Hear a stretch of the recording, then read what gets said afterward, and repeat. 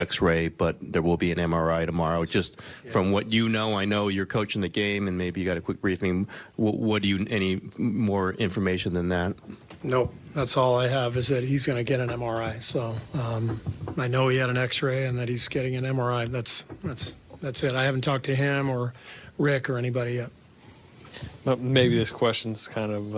I mean, he came into the game with a lower left leg contusion, I think it was called. Do you know if it was related at all? I don't know anything. Gotcha.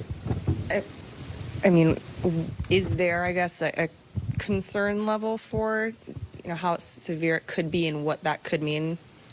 Well, anytime a guy's going to get an MRI, there's a concern level, this is for sure. So we'll just have to wait and see the results. I mean, what's just going through your head when you see Steph limping to the bench? It's not the first time. He plays hard and he's all over the floor, and this has happened many times over the years. So fingers crossed that he's okay. He came out earlier than usual in the first quarter. Was that to try to cut down his minutes tonight? Yeah.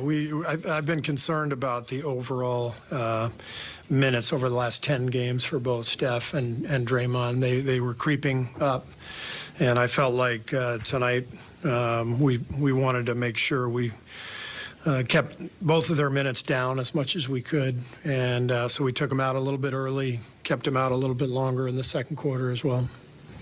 Steve, before the game, you addressed closing out games, and they had a couple moments where they tried to make a little run, and it seemed like your guys kept pushing on both ends. Were you pleased with that stretch? No, I didn't think we closed the game well at all. We made a lot of mistakes at both ends, and it was. I'm thrilled with the win, but I'm disappointed with the way we closed the game. So we've got to do better.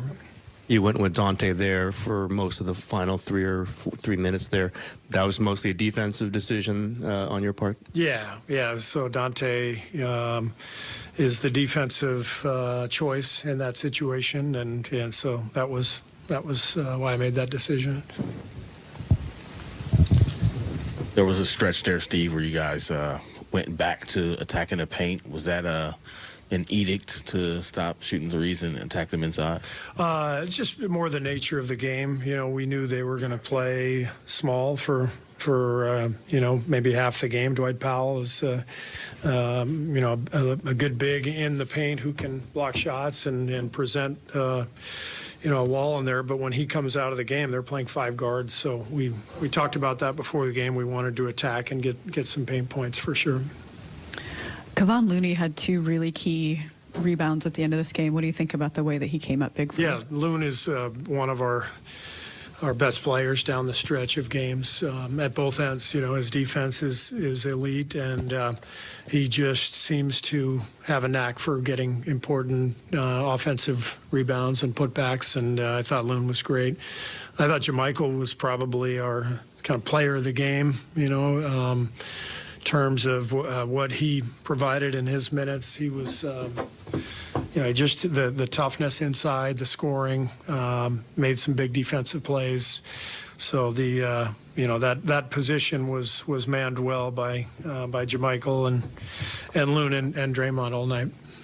Hey, Steve, you guys went 6 and 5 when Steph was out last time. Does that give you confidence in case he does miss any time that you guys be able to weather that storm?